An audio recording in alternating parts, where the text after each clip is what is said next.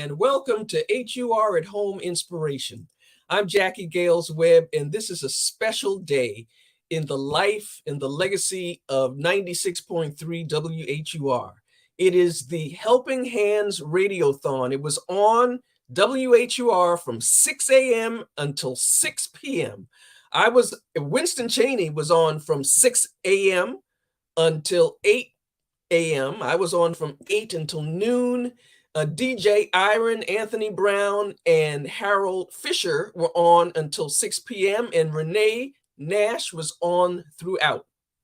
We were raising funds for 400 Howard University students to do their alternative spring break, going to about 14 cities across the globe to raise funds for accommodations, not five-star hotels, but just to be able to be safely housed and fed before and after and during their community service. And I am just so pleased that you joined us for this recap. Thank you, Bernice Lane. God bless you too. And Charles Keener, thank you so much. Good evening to you too. With me, and I am so pleased and honored to have with me the gentleman who just got off the air at 6 p.m. at the end of the Helping Hands Radiothon. DJ Iron is with me today to give us a recap and give us that final total of how much money we have actually raised to support the Howard University students. Well, first of all, it's just happy to be here with you, Jackie. You know, you're always a great energy. And today, to be quite honest, the DMV showed up and showed out.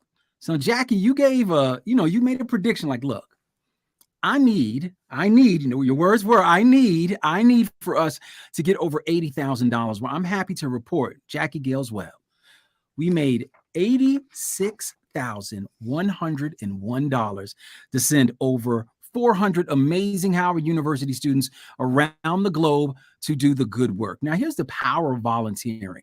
Volunteering actually just builds character. You know, college builds character in itself. It lets the universe know, hey, I can take on a long-term task, right? That's the whole thing about college. Yeah, they care about your grades when you go out there and get a job, but they just want to know, if we give you something that's a long task, can you handle it? And that's what college shows. But volunteering shows that it's not just about me at all time. And these 400 students are proving that, hey, it's not about me all the time. There is an opportunity to be a better me through giving. And I'm glad that we could facilitate that and help them get to their journey. You know, the basics, it's basically the basics. We want to make sure they get there, get back, decent accommodations, and can maintain themselves. No, we're not giving them filet mignon or not flying private to these places. No, we're doing what we can for them so they can go do amazing work. The biggest piece of what they're going to be doing is mentorship. So here's the truth. I think that every human being met someone that gave him valuable information that did not come from direct family. Now, is family the biggest influence of most people? Absolutely. But it's always this other person. I think the universe conspires to bring people in our lives that are not from our family to help mold us and shape us into amazing world citizens. And I think that these Howard University students are well on their way to adding to the legacy of Howard University, right? Yeah. Which is truth and service. There's the potential for people, young people in the cities that these people are visiting. They're going to Baltimore, Columbia, South Carolina, Detroit, El Paso, Texas, Las Vegas, Newark, Memphis, Milwaukee, New Orleans, New York City, Oakland, California, Philadelphia, Puerto Rico, and St. Louis. Somewhere out there, there's going to be a young person that's going to be inspired by just being in the presence of these bright and shining Howard University students. They were brilliant today. I was talking to you earlier about how when they spoke about what they were going to do and why they were inspired to do it, it was just so inspiring to hear these young people talk, because they're our future. And we're just so future and they're our future, and they're young people with a plan. I know adults without a plan. Shoot, I was an adult without a plan until at least 30 years old. So to see these young people with a plan and a mission, and the mission is bigger than yourself. They say that your dream isn't a real dream unless it includes others. So if you have a dream or a passion and all you see is your success and you moving further, and it doesn't include other people, then it's not big enough. You have to dream big enough and implement big enough that you benefit more than just yourselves. And I see that in every student that I interacted with. I mean, we had over, I'm thinking somewhere between 75 and 100 students up and down Georgia Avenue on Bryant Street collecting money for their, for them to be able to make those trips. Right. And they again, were it's there over 400 students since 6 a.m. this morning. And some of us are struggling at 6 o'clock, and they were up and at 'em, ready to get to the task at hand. And that needs to be celebrated. And again, if our youth can't count on us, how are we going to be able to count on them when we get to the second stage of our lives? Let's be real. Here's the truth about life. Once an adult, twice a child. I'm going to say that again. Once an adult, twice a child. So if we don't start sowing those seeds into these young people, we're going to be at this place where we're not able to be at our functioning best. We're going to be counting on them. And once you've sown a seed in a young person, they're going to be able to help you. And it doesn't mean directly. I'm not saying help this person so that particular person can help you later. But I am a strong believer in that the universe is conspiring on your behalf. So do the right things, and I'm sure they boomerang back. I'm a believer in that. All things work together for the good of those who love the Lord. Indeed. Now, I was there from, let's start out at 6 a.m. Miraculous 6 a.m. with Winston Cheney and Renee Nash. Some group gave $15,000, one lump $15,000 sum. So when Winston went off at 8 o'clock and I came on, it was already at 25,000, which was for 6 to 8. That's pretty good. Now, good. Highlights that I remember, of course, were the Howard University students. While I was there, we had a gentleman to come by and donate $1,000. We had another family to donate $3,700. And people were just so generous that by the time I left at noon, we were like $54,000. Talk about some of the highlights of your time from noon until 6 p.m. My highlights were definitely, I'm not in a fraternity, but a sorority, Delta, I think her name was Elisa Bonner, came through and dropped off some money. And she literally said she made a U-turn. Wherever her destination was, she says, you know what, that can wait.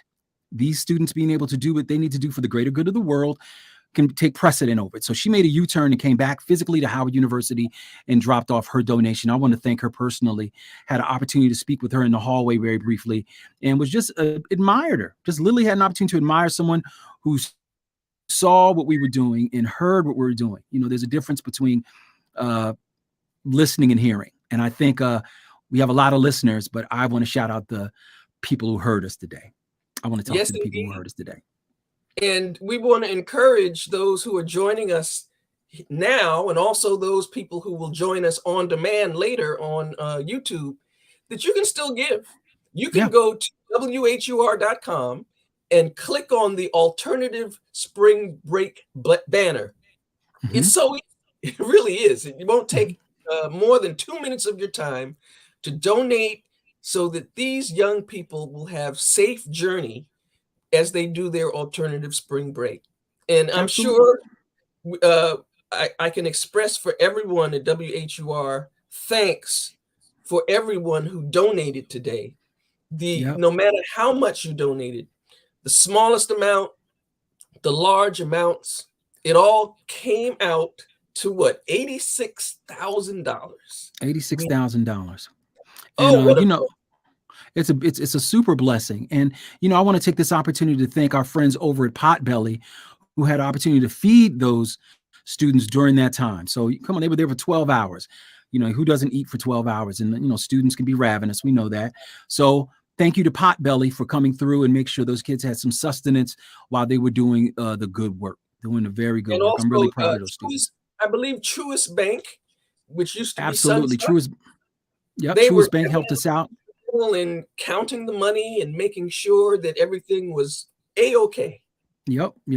And Jackie, I want to thank you. It's always an honor to come in and feel your energy. So I came in early. Normally I show up, to produce Anthony Brown. So I normally show up around noon, right when Anthony's about to get in.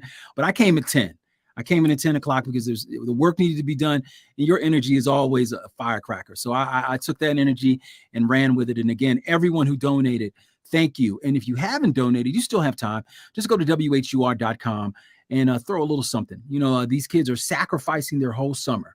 So as they sacrifice an entire summer or spring break, now not summer, if they sacrifice their spring break, you could sacrifice a Starbucks, right? You could sacrifice movie night. You could sacrifice date night. You could sacrifice, that trip to L'Oreal Plaza, Cheesecake Factory, P.F. Chang.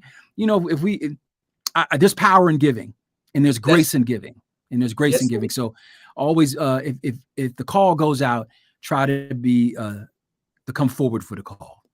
And a big shout out to Anthony Brown, who did an excellent job. Anthony's a dynamo. I mean, he called out to all of his friends over at his church, and other churches came through and made sure of it. I mean, really, what we need to marvel at is the fact that these kids want to volunteer and use their free time to help others, and we help them get there. I mean, it's all extended family when you look at it.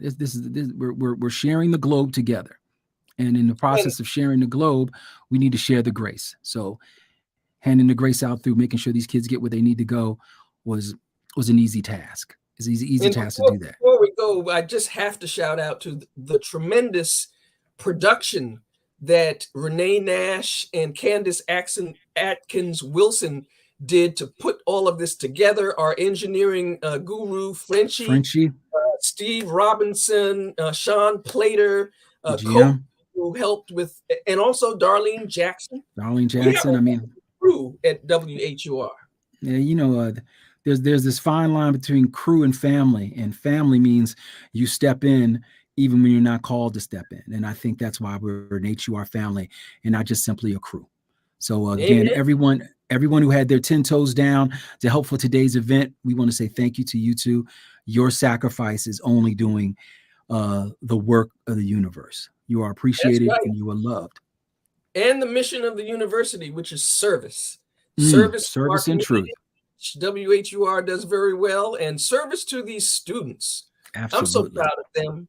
And I'm so proud of you. It's always a pleasure to talk to you. Oh, the pleasure is always mine, Jackie. Thank you. Thank you. Thank you. Thank you. And thank you to everybody who tuned in today. Thank you to everybody who gave today to Helping Hands Radiothon. Remember that you can still give at WHUR.com. Just click on the Alternative Spring Break banner. And I also want to remember Patrick Ellis, who was very instrumental in getting all of this started many years ago. So indeed. Thank you, DJ Iron. The pleasure was mine, Jackie. God bless you too. Thank you. And God bless you all. Thank you for joining us. And I'll see you next Sunday here on HUR at Home Inspiration. You be blessed.